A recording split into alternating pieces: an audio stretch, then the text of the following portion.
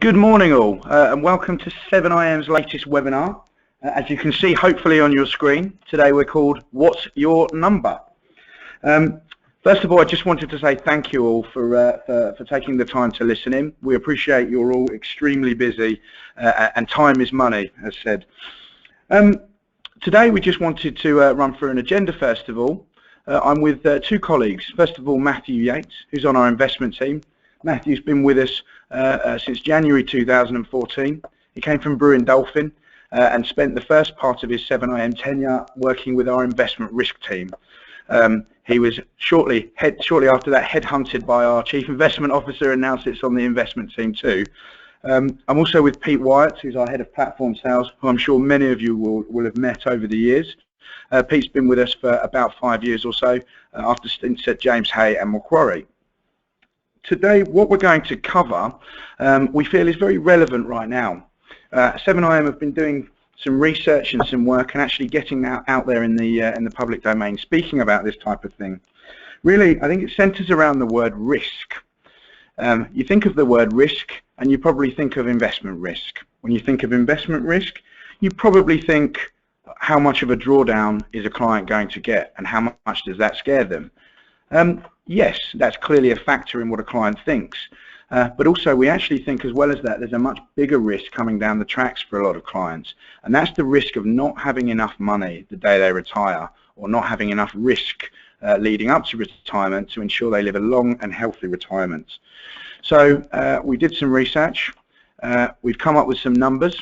Matthew will cover those. We aren't just going to give you some numbers and leave you without a solution. We do think we have a great solution as well. Hence Pete Wyatt is here to run through a tool which sits within our 7Imagine app, which should help hopefully address these issues. With that, I will pass on to Matthew Yates, my colleague, who will run through the beginning of the presentation. Matthew. Well, Jamie, thank you very much for headhunting me for this discussion today. Anyway, yeah, so Jamie, kind of as he alluded to, kind of started at 7IM on the risk team, previously worked kind of in quantitative analysis, another firm, now work on the quantitative team within the investment management team. So there's been a theme, I suppose, running through that, which is quantitative. And always underlying that is kind of looking at risk as a focus of my work over the years. And so what I'm doing here is really looking at that from a slightly different angle, I suppose, away from the investments and putting the investment piece, I suppose, in the context of the wider plan for an individual. And what I'm going to do is that I'm going to look by challenging some perceived assumptions on what is the optimal way to phase investment risk over a savings career. And we're going to do that through some kind of third-party external academic research. Then we're going to develop that theme, I suppose, through a couple of models that we've been working on in-house to try and come up and see what we find. So, as I said, always a good place to start is with the academic literature. So what's out there in the academic press? What are researchers saying on the topic? There's a couple of pieces of research that I'm going to refer to here. Both of them have that word glide path. Okay, so the glide path is basically the American word for the lifestyle approach to investing, or the life cycle approach as it's called in the US, but it's really what UK investors know as the lifestyle approach to investing. What is that idea? Well, that's the idea that you kind of start with a lot of investment risk in your portfolio and you move through your savings career to a low level of investment risk or less investment risk. And these two pieces of research are asking, okay, so is that actually the best approach? Is that the optimal approach for a saver in relation to their savings goals? Now, at the outset, I really just want to comment on what that goal is. And we're really defining the goal of an individual as maximizing their wealth, because really a choice around a pension and a savings career is about maximizing your lifestyle in retirement, basically. So the two pieces of research here, the one on the left is concentrating on the US, and that's the one that we're going to focus on. The one on the right-hand side is more of an internationally focused piece, but basically they get the same conclusions. So starting with the one on the left. So what this piece of research does is it takes kind of 110 years of investment data. So it starts all the way back in 1870, okay, and it runs through all the way to 2011. So it's actually 110 savings careers of 40 years, but 150 years of investment data. And it says, if we have our first retiree starts their savings career in 1870 and then retires in 1910, and our last retiree starts their savings career in 1970 and retires in 2010, that gives us 110 savers, or 100 savers roughly, to look at. And it says, okay, so depending on the investment approach they take, how did they reach, or how did they maximize their goals at retirement? So there's three savings approaches that they could take. So they're saving £1,000 a year over that 40-year career. The first is the traditional. It's the lifestyle approach to investing that we all know, very much the default in the UK, which is where you start with a portfolio of 80% equities, so 80% risky assets, and 20% bonds, and you finish in a portfolio that's 80% bonds and 20% equity. So you're slowly reducing the risk over the savings career. The second one is one where you just keep a very boring, very hard to justify really, just 50-50 through the entire savings career for that 40 years.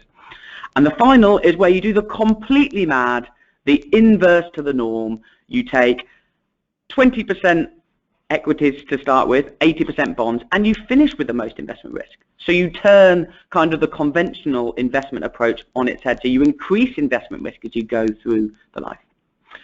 So let's have a look at how our savings individuals did. So the numbers here are basically the average of our 100 savers over that 40-year period, over 140 years. So going from left to right, the chart on the left shows the traditional glide path, it says there, that's what we know as lifestyle approach, and that had an average result of $124,000.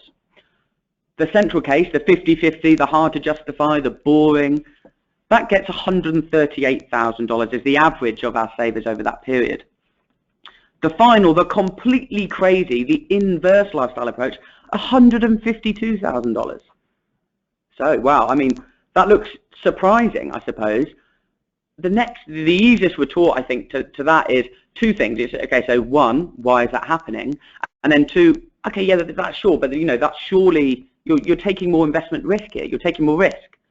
So one way we could define risk, if we put it in the context of the original savers' goals and maximizing the outcomes at retirement, if these are the average of our 100 savers, we could look at what the worst is, because that's really going to tell us what the absolute worst case, biggest drawdown risk is to our clients' goals. And what we find is here, we find the same thing. Okay, so the worst case scenario for our traditional lifestyle approach, $50,000.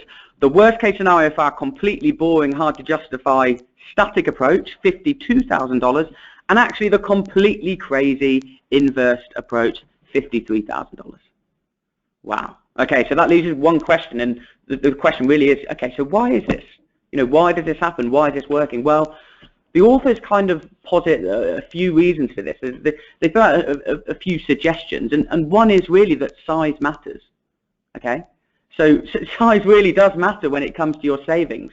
What does that mean? That means, well, the power of compounding, as we all know, the power of compounding, all the academic literature says it's incredibly kind of hard for people behaviorally to understand, but compounding works most when your pot is largest. Okay? So actually, by moving kind of out of risky assets as your pot gets larger, as you get closer to kind of your largest pot, which would be retirement in most cases, that's when that's when your investment risk is really going to start to work for you, if you put it in the context of the goal is to maximize the size of that pot at the end. Okay, so what we can do is now we can step beyond this, and we can put it, I suppose, more into something that looks a little bit more like I suppose, a savings journey. Okay, so what I did here, I created a simple savings model. Okay. So we can see the age along the x-axis there, and then the total portfolio value along the y-axis. And what this is showing is a typical, I suppose, like a plan for an individual. This is an individual that starts saving at 30 years old. Okay, they save all the way up to 60. and they save a total of around an average of around £8,000 a year. Okay, so it's not exactly, it's tiered slightly, as would realistically be the case. So you save a little bit more when you're a little bit older, when you potentially have a little bit more. You save a little bit less when you're a little bit younger, but the average is around £8,000 a year. We then take an income in decumulation of £28,000 a year for 30 years, which means we kind of conveniently, potentially not, run out of money at around 90, when I suppose you could assume would be the life expectancy for this individual. But this isn't just kind of accumulating and decumulating money. There's a growth assumption in there. Okay, so this is our investment risk. This is the amount of investment risk this saver's taking, and they're taking a level of investment risk that I suppose we could assimilate to a balanced portfolio. So it's around 5%. So kind of after all fees are taken off, around 5% seems relatively reasonable as a balanced investor. But you can kind of see the journey they take. I suppose this is kind of what a person's pension pot could look like if it was a relatively simple world. Let's look at the implications then of adding a little bit of investment risk. Okay, so let's see what the difference is of taking a little bit more investment risk. So here I've added another line to our original orange line. Same assumptions as before, saving an average of £8,000 a year, tiered slightly over the savings career, taking an amount of around £28,000 a year through retirement. The only change between those two lines is that the red line is now, rather than growing at 5% a year, is growing at 6.5% a year.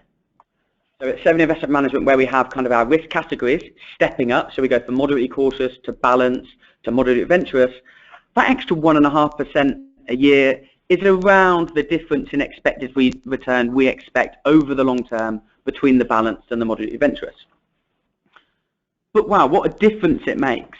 And I suppose there's a couple of things here. One is that the difference really becomes very severe in retirement, and the reason those lines go off in different directions is because actually for the moderately adventurous fund, the portfolio is growing at a larger rate, so 6.5% is more on that pot than £28,000. So that's an initial reason why those lines look to diverge so much. But that also actually links back to what the research was saying, doesn't it? It's that really the growth and the difference between these lines comes when the pot is largest. Okay, so what we can do is we can actually say, okay, what happens if I did de-risk? Okay, so what would be the implications on my end wealth? Because remember, the way we're framing, I suppose, the investment goals and the investment risks is what everything means in the context of the end pot for the saver. Because the end pot for the saver is really kind of what defines their outcomes in retirement. So that's actually what the next slide shows. So on this slide, what we have is we have the impact on the final wealth for that saver accumulating in that year. Okay, it's a little bit hard to see conceptually, but let's start from an example. So the very last bar on the far right-hand side of that chart, okay, it's around £15,000. Okay, that would be the expected impact on the finishing wealth of moving from a moderately adventurous to a balanced portfolio in that final year. Okay, if we move for the last 2 years, it would be the last two lines, around £30,000 would be the reduction in your kind of final expected wealth for moving back to a balanced portfolio, a lower risk portfolio for the last 2 years. But really the most important thing in here, or the important pattern on this chart, is the same thing that we've been pointing to and alluding to already, is that there's two things I could comment on with the shape of this diagram. One is that the largest impact, the largest marginal impact, is at the very point of retirement. Okay, so that's when actually de-risking can matter the most. The second point is that you can see that all the way through retirement, it's asymmetric to the extent that the right-hand side is a lot fatter than the left-hand side. And that, again, is because investment risk pays off when the pot is large. Okay, so that's all very well, I suppose, saying investment risk pays off, but one important thing, I suppose, for us to consider is the fact that the timing of that investment risk matters. Okay, So the timing of when those losses does matter for investors, because in accumulation you're not kind of withdrawing money, so you're not potentially locking in those losses. So you could perceive an example where you have a big kind of drawdown, say, a 2008 style event, and then you're kind of taking your money out through that, so you don't have the opportunity to gain that back. So that's where this simple model becomes, I suppose, a little bit deficient in that it doesn't really quantify what that investment risk is. So that's what I did with the next model. So here's where we get a little bit more, I suppose, complex. So what have I done? Okay, so I suppose the approach, which some people call it, there's lots of different names for this style of approach. They all really mean the same thing. You could hear Monte Carlo simulation, stochastic simulation, bootstrapping, just general simulation. But basically what we're doing is we're drawing data from history and we're reordering it many, many times to get an idea of the range of potential returns, incorporating some randomness. So what does that actually mean? Well, that means I'm taking the returns of our portfolios, our balanced and our moderate adventurous portfolios, over the full kind of 15 near years of data that we have, and I'm reordering that many times. Okay, I'm cutting it into lots of little blocks and I'm reordering it many times. Why am I doing that? Well, because we know that financial history has happened, but we know that the exact path of financial history probably isn't going to follow the exact same route that it did before. By taking that data and reordering it, what I can do is I can create a range of expected or range of possible paths for markets using the data that's in history, but in a slightly different order. Okay, so let me give you an example. I could create a really, really bad simulation from history by taking the blocks from the 2008 crisis and then putting the Greek crisis after it and then putting, say, August last year after that. Okay? So I can get an idea and a range of returns, some of which would be a lot better than history, some of which would be a lot worse in history. But in total, when I do that thousands and thousands of times, and I put a few kind of example trials on this slide here, I can get an idea of the range of returns. So I'll get a fan chart of returns almost. That's really important and that's really useful, because then by doing that I can overlay, as I said, the idea that you could withdraw money in one of those random samples at the exact time when you had this market event. Okay, so I'm trying to kind of incorporate that using, as I said, a simulation methodology, but it's really the core messages that are more important here and the core kind of trends rather than the exact methodology itself, although I'm happy to take questions on that at the end. So what these two lines are, these show exactly the kind of the same assumptions as before, so saving an average of £8,000 a year before retirement, withdrawing around £28,000 a year after retirement, growing at our two expected returns of kind of 5 and 6.5%, but rather than just applying that 5% kind of arbitrarily and statically with no volatility around it, these lines instead represent kind of the median trials from my two sets of simulations. So I've done thousands of simulations, these are the average, and they look very, very much like the original simple model. Why? Well, because when you do things thousands and thousands of times, actually the average just reverts back to your expected return, your mean return. Okay, so that's what these lines are showing. They're showing actually the expected is pretty much the same, but that's not the reason why we did this exercise. The reason we did that was to look into, okay, so what happens when it goes wrong? Okay, here's a simple, or here's a first chart that can kind of show us the range of potential returns. Okay, so these are the range of potential returns around our higher risk, our moderately adventurous saver. And we can see that actually, there's a big range. Some of them are doing exceptionally well, okay? Some of them are doing kind of a lot worse than expected, but most are going to cluster around that original black line, which was the expected. But let's compare some of those specific, I suppose, outcomes to our original model. Okay, so we have our two kind of core trend lines. Again, our saver that takes a higher level of risk over their full career, our balanced saver that takes a little bit less risk. And then what I put on this chart here is a black line.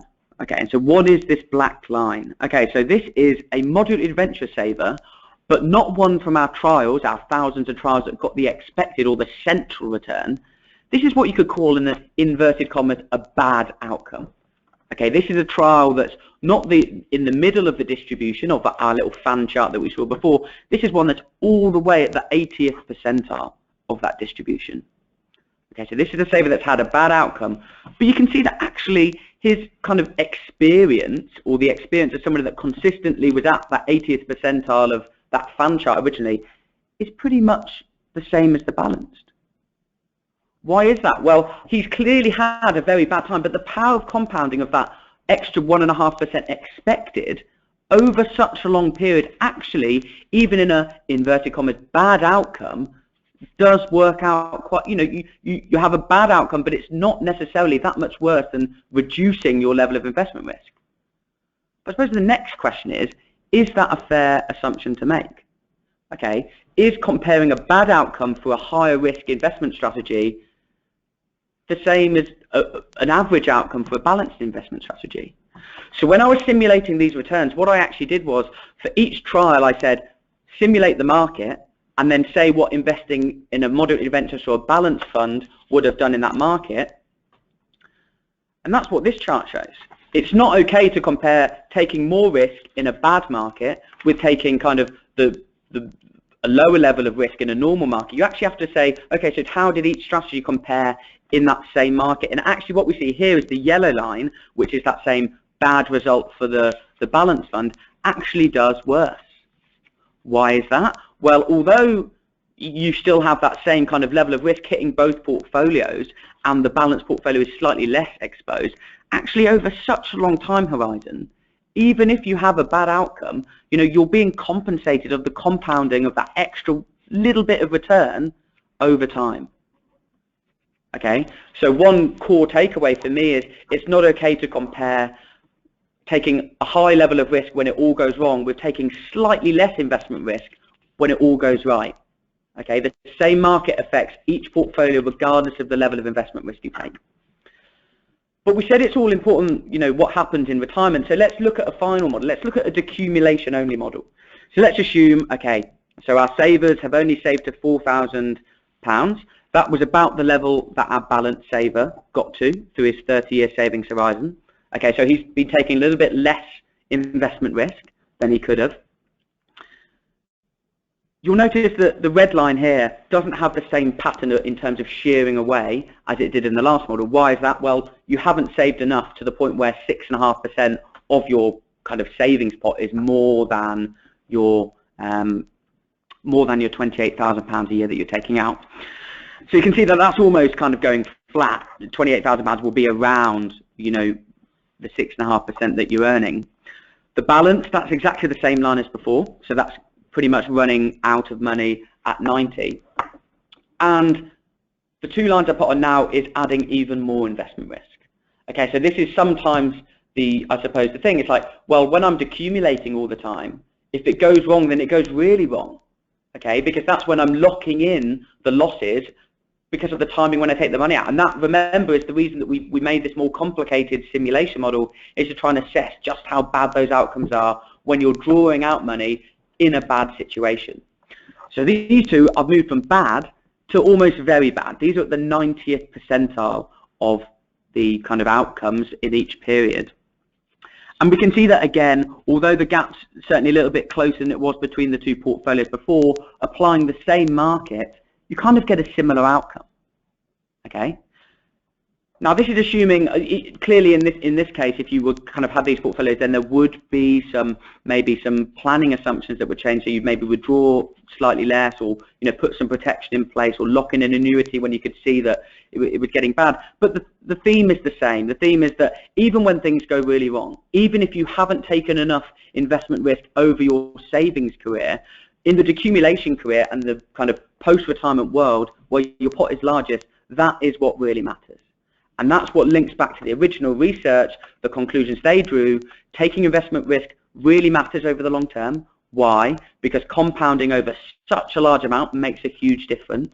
If it all goes wrong, then it's all going to go wrong for kind of any portfolio.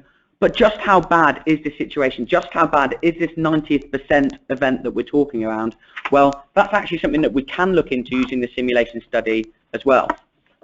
Okay, so even if you're concerned about the 90th percentile, and remember, this is where your client is still better off in the moderate ventures portfolio, what does that investment world look like? So the orange line on this chart is the kind of the simulate. I've stripped out all the cash flows here. This is actually what the 90th percentile portfolio performance looks like. So this is kind of what the market does over that 30-year period for that portfolio. The kind of ready line, that's the expected return. So that's the 6.5% just compounding up over time. That's kind of what's been realized in financial history by kind of this sort of portfolio over the last 12 years. That's the expected. And the blue line is one that I created myself. Okay, so this is called Global Financial Crisis Forever. Okay, so this 90th percentile portfolio that we looked at in the last slide, okay, this is kind of, look, these orange lines and blue lines follow each other very closely. So what this assumes is, this assumes that you invest in the worst possible time before the financial crisis. Okay, so just before the financial crisis, you drive that drawdown all the way down. You then continue to kind of invest in that fund up until January kind of this year. Okay, so a big drawdown from kind of April to kind of around the start of this year. And then the financial crisis starts again from now. Okay, so, you know, global equity markets and where they are now, draw down another 40, 50%. Then you have the same thing again. And in another 10 years, 8 years, the same thing happens again. And that just keeps on happening to you. So you are the most unlucky investor, you know, ever. Okay, you can see that actually that is basically the same as this 90th percent portfolio. So even if you are the most unlucky investor ever, all these kind of assumptions that we have, relax. This is the sort of world where you're still being rewarded marginally for that 1.5% a year. Why? Because compounding is rewarding you for that marginal level of risk. And we're not talking about a big change in risk category here. What we're really challenging is the idea that just kind of defaulting into reducing risk over time is the optimum strategy. So just with the last kind of slide for me before I hand over to Jamie and Pete, what things have I ignored in this model? Okay, what have I not thought about? I've been very, as I said at the start, this is looking at investment risk, but we're talking about the other risks that really savers take. So how can I link this model back to them? So what are those other risks? Okay, so longevity risk, the risk that you live longer than you had planned for. Well, in that situation, taking a little bit more investment risk with your savings and kind of building up a bigger potential buffer, a bigger buffer that's expected, is going to be a protection against that. Okay, what about inflation risk? Well, inflation risk is actually just a reduction in the real return for kind of both portfolios. Okay, so that affects both portfolios the same, and actually taking a little more investment risk tends to put you into assets which are more linked to inflation, which are giving you a little bit more protection.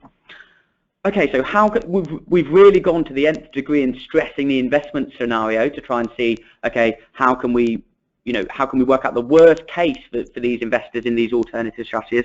What about the worst case of events? Okay, how can we stress the event risk around individuals? Well, yes, there is a scenario where an individual, say, just retires, they ride a big drawdown in investment markets, and then they have such a shock to their portfolio, or to their personal lives rather, that, say a family member dies or they have a family member event, which means they have to suddenly draw a lot more on their pot than they originally planned. Okay, that's what I call the investment risk, the event risk rather, really stressing the cash flow assumptions rather than the investment assumptions. Well, that is a consideration, yes, but I would say that sits in the same, for me, bucket as the investment risk. You shouldn't ever be running an investment risk portfolio all the time over 60-year savings horizon for that bottom 1%, 2% event. I suppose in the financial planning world, dealing with event risk can be done through products such as life insurance, etc., etc. I think putting somebody in a suboptimal, in 99% of cases, portfolio because of the potential risk of event risk can be managed in other ways outside the investment realm. That's where planning really helps. So what are we really talking about here? Well, if we're taking investment risk off the table, we've seen the difference that just a small increase in investment risk makes over such a long time horizon. That risk doesn't go away, okay? Because remember, I started by saying the risk is to the goals of the saver in retirement. The risk is not the value of a portfolio going up and down on a daily basis. The risk is that when they reach retirement, or when they reach their kind of savings destination, be it what it will in 50 years time, in 30 years time, in 20 years time, if they haven't got enough to meet their goals which they've set out, that's the real risk. So by taking investment risk off the table, all it's really substituted for is savings risk.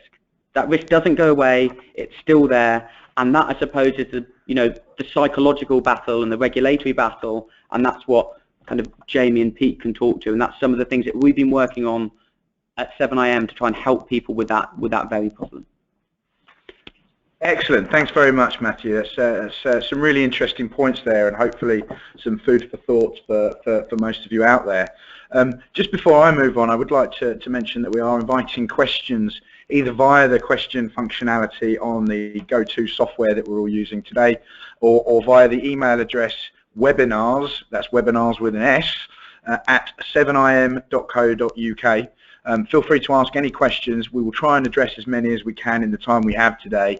Anything that we can't address, we'll pick up with you offline. Moving on then, so Matthew just alluded to the fact that clearly there's a solution that needs to be found, and that definitely lies in planning, and of course over to you guys. We don't pretend to be experts on financial planning. That's the bit we don't do. So if we're talking about the solutions being in planning, the way we see it, and this is based on feedback we get from many financial planners, really in a very simplistic nutshell, the main forces that you as financial planners have to deal with when dealing with clients are the facts and academic analysis, and by that we mean, well, the traditional models that are out there, so those models that Matthew was talking about that we all take as a granted that we should be using for our clients and talking about with clients.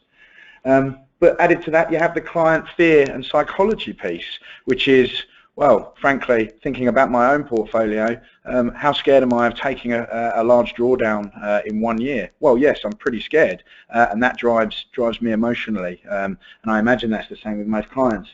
And finally, the third force you're trying to negotiate is really the FCA and regulatory piece, the guidance you get from those guys. Matthew's come up with some really interesting points today. And clearly it goes against the grain, and it's slightly contrarian in the way we're thinking. You might think that the FCA would never go for this. We're not saying for a second that absolutely we think they would, but we are saying that perhaps their views have at times it's quite easy for us to put it in a box that we're comfortable with. I refer you to a quote from Rory Percival a couple of years ago. I won't read it out, as you can all read it there on the screen. But what we think Rory was saying here is that sometimes what clients think they want and what they think they need is actually different to what they definitely need. So they're potentially two different things, what they think they want and need and what they actually need. With that, we look at a common process, and clearly this is a broad brush approach, and we take this from experience of dealing with you guys, and we know that people run processes in very different ways. But if you take the more traditional approach, often the financial planning process might start with a questionnaire on investment risk and risk tolerance and attitude to risk. We all know the phrases, we all know the guys that are out there that do that. So that might start with that. So those kind of questions, how would you feel about a drawdown this big in year 10 or in year 20, or etc., etc. From that, we might take the idea of a risk profile or an attitude to risk for the client, and then finally we might match a fund to that attitude. But really, where in that plan does it say, okay, so what return and how much do you need to save every year? It doesn't necessarily come up in that conversation. And does the question get answered, or are we going to achieve the goal that we need to? Are we doing enough in order to meet that long and fruitful retirement that every client wants and deserves? The way we see it, there could be a better way of doing it. And we think actually that means putting the financial plan first. And I say, e.g., 7 Imagine My Future, which is what Pete will touch on in just a moment. We actually think perhaps if you sat down with the client and actually talked about their goals and issues first, rather than talking about investment risk so early on, actually you might be able to ingrain in their behaviours and their thinking that actually the biggest risk to them isn't necessarily a drawdown in a short-term period, but actually not having enough money to see through their retirement. From that, you can actually work out what return we need per year, how much needs to be saved, the investment risk that the client actually needs to take. Then you can find an investment solution based on that. And then perhaps you do the attitude to risk questionnaire to make sure everything matches up, and for the file, if you like. That way we see it as the client's then making an informed choice, not necessarily making a choice on the answers he gives based on how scared he is of losing money in the short term, but actually how scared he is of not achieving his goals, and in very extreme circumstances, perhaps even living in poverty in the last few years of his life. We've built a tool really to get around that piece, to hopefully add into your process. And excuse me, you'll be seeing some movement on the screen now. Myself and technology doesn't always work so well. So we built an app called 7Imagine a few years back, and many of you will have used it, seen it, heard us talk about it in the press. Really, what we were trying to get at here is we had some clients who were initially gamers, who actually came to us and said, actually, we think there's a way you and the rest of the industry could enhance your reporting. So initially we built our app as a way to ask clients to engage with their money. What happened after that is we got a lot of feedback. It was working very well, and based on the research that Matthew and the team have been doing, we actually thought, well, is there a need for a light tool that isn't necessarily designed to map out exactly what the client's going to be doing and the exact financial plan, but to help clients understand early on that obviously there's a bigger risk down the road in terms of not saving enough. I've probably waffled on for too long, so I'll hand over to Pete. He'll be going for 10 to 15 minutes tops, at which point we'll address some of the questions we've had through. Pete. Great, thanks Jamie, and thanks Matt for a very thought-provoking presentation there. So this is our app 7Imagine, and I'm hoping that some of you would have already downloaded this, and if you haven't, it is actually available to download on the App Store or Google Play. Now, what we're trying to do, if you've seen 7Imagine itself, it's a very good tool for actually viewing a picture of your wealth on our platform as it is now. So we've taken that a stage further, and we're looking to actually try and help clients understand what their future is by giving them firstly a picture of their wealth and how that looks in the future, and secondly a picture of what their income is going to look like. And I think the key part of what we're trying to do here is make this an engaging experience for a client, make it quick so they can actually do it straight away, and also make it a fun experience. So the tool that's available is called My Future, and I'm going to put on a little finger so hopefully you'll be able to see my finger on the screen. Now there is a controlled access to this, so if you do currently have a login to the platform, just ask your relationship manager to switch on the My Future tool. If you don't have access to the platform, you can actually use a guest login. We do have a guest login available. And if you do then subsequently want some access, again, speak to your relationship manager and we can arrange access. So what I'm going to do here is just do a quick demonstration of how it works. We are making some assumptions, and to make this again quite a straightforward, quick experience, there's a few assumptions. If you want to see what those assumptions are, there's a little area here where if you click on the Here button, it comes up with all the assumptions that we're making.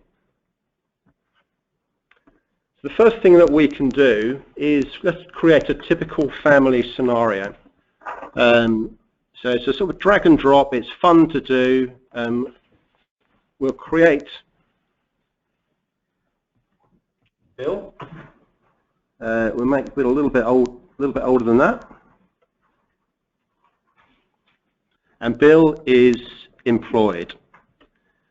Now he currently has an income of around about 100,000. So just scroll that up. Okay. And then we're going to add in his spouse. Now creating the family, you can put any combination. It doesn't have to have a conventional family. There's any combination of families that you can add in here. So his wife is Jenny. And we're going to make Jenny a little bit younger than Bill. And she is also employed.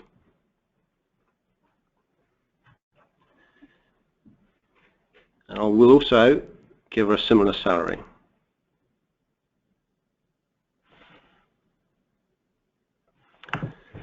And Bill and Jenny, they have 2 children. Firstly, they have Johnny, making him a little bit older. And Johnny will potentially have a school fees requirement. So at this stage, you can actually add in some events if you wanted to. So we're going to add in school fees. And Johnny has a sister called Susie.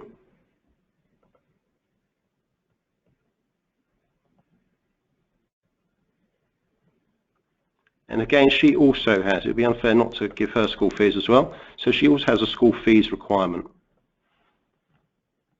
So we've now created very quickly a family scenario. So we'll accept that.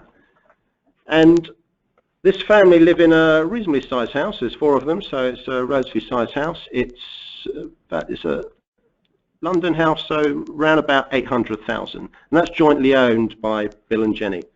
But it's got an outstanding mortgage. So we've got an outstanding mortgage there of 400,000, and it's their main home.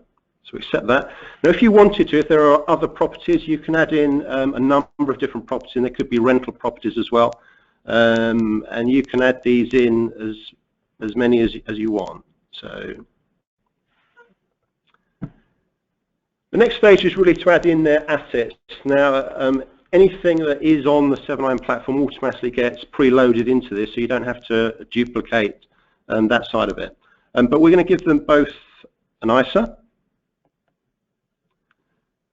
So Bill's ISA worth around about 16,000, and we're going to assume that he's paying in his full ISA allowance each year.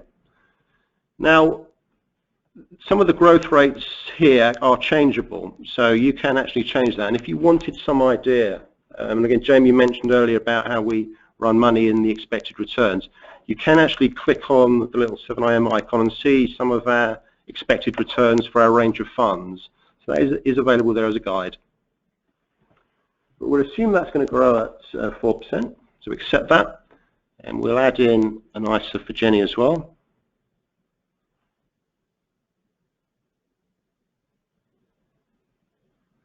And again, she's going to make her full allowance each year. Accept that. We'll give them a bank account. So there's a joint bank account.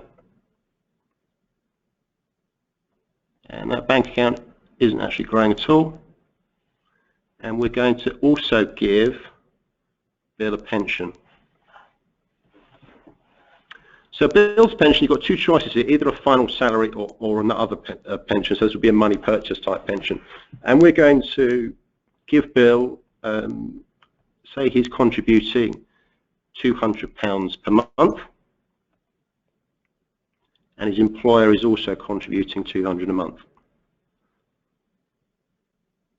And it's worth about around about 45,000. So we've created some assets for Bill and for Jenny. The next stage is to say, well, is there anything else? Are there any other assets or value that you want to include into this particular plan? It may be a collection of, for example, fine wine, in which case you can add that in.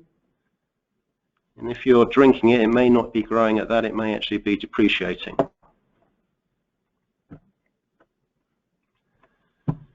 So we've actually completed the family picture. So we've created the family, the property, all the other assets, and any other assets that they might have.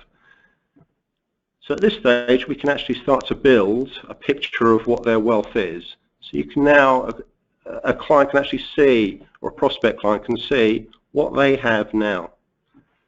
If you wanted to view them individually, by just tapping on the coloured bars at the bottom, you can view them individually. If you wanted to hide them, you can, and if you wanted to look at them in isolation, you can as well. So there's a lot of flexibility as to how you can view this. So that's a picture of their wealth at the moment, valued just under £1 million. So what the tool will now allow you to do is actually to have a look at projecting that and see what that wealth looks like in the future, based on the growth assumptions that we're making.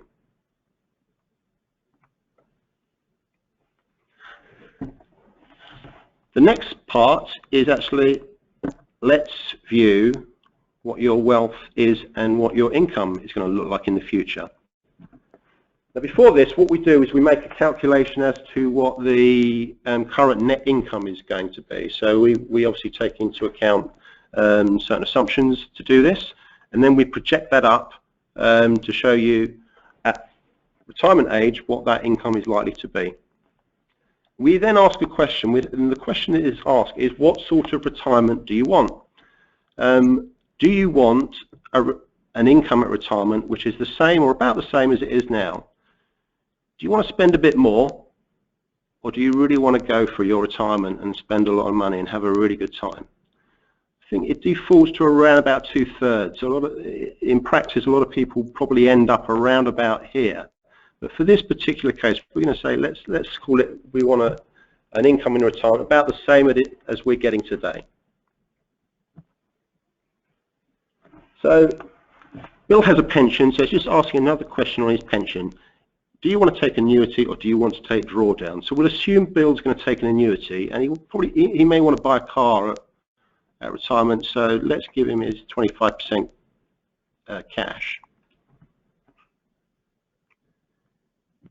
And now the tool will build, My Future tool will build the plan, and the first thing you see is we assume a date of death of age 90. But again, clients feeling healthy, you can move it up. If they're not feeling so healthy at a particular day, you can move it down. So it's flexible as to when you're projecting when you're going to die. It then assumes retirement age. So again, this is generally will be your state retirement age. But again, if that's not what you believe it's going to be, it's movable. So it's movable up or down.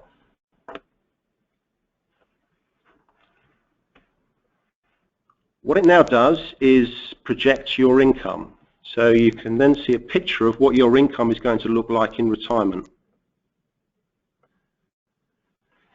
I think one of the first things you can see, there's a lot of red in there, which is for financial planners and advisors, obviously a good sign, because it means the client should be doing something with this. So it will be a call to action for them.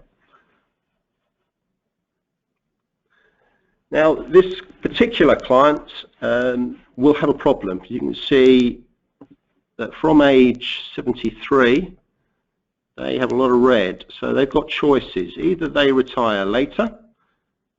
So retire at age 85 could be a solution. They have enough income at age 85. Or they die earlier. So there are a couple of solutions here, but probably not the best solutions you want to take for your client. So at this stage, you can actually start to work on a plan as to how you build up that shortfall. There's a little key which actually shows you, obviously red is the shortfall. It then shows you your state pension, your savings income, savings withdrawn, and your income surplus. Now, for this particular client, we might want to take, they've got a decent sized property, so they might want to take some equity release. So what we can do here is add in an event.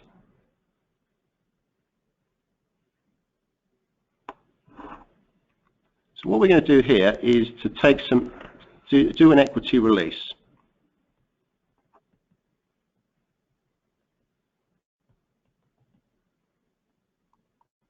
We're going to transfer an amount from the property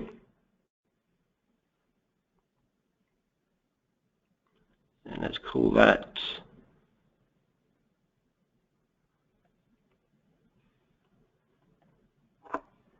we'll transfer 300,000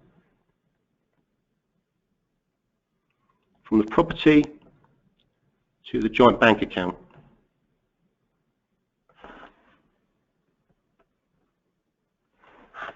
And that potentially could solve some of the problem. So you can see by actually playing around with this, there are ways that you can actually, with a client, show how you can plan for that shortfall. What it also tells you by clicking on full details is when your particular assets, when they will actually run out. So you can see here that Bill's ISA, if you're taking income from his ISA, will run out at this period here. Jenny's ISA will run out here. So it gives you quite a big picture of how it's actually going to work in practice. Now what you can also see is inheritance tax. So if you click on the little skull, it then gives you a picture of what the inheritance tax situation is.